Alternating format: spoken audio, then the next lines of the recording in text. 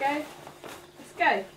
Kirsty's day starts the same way as many other people's, getting her son Theo dressed and ready for school, piling into the car and tackling the morning commute.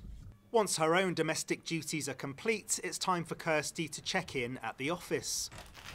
Morning. All right. She's part of a team of rapid response workers here in Torbay, supporting people in their own homes who have either just left hospital or are close to the end of their lives. The toughest part of my job is the emotional side of it. Most of the team will clarify that I do cry all the time.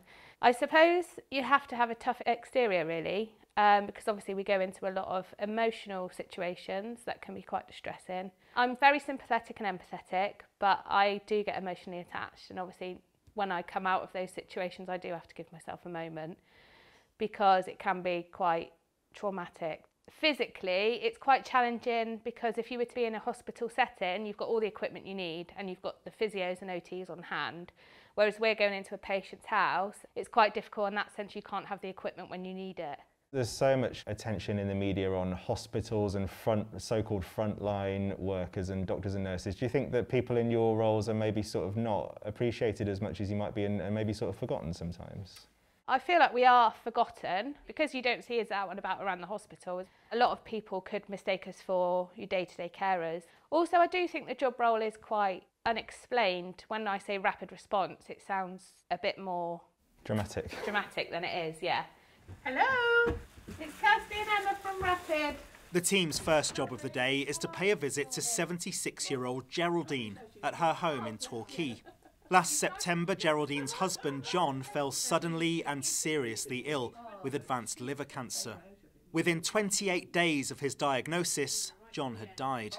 Kirsty and her colleagues cared for him in the final stages of his life. It was so fast, and they came every day. And I couldn't have managed without them because there was no other help. I've got no family nearby. It was these guys or nobody.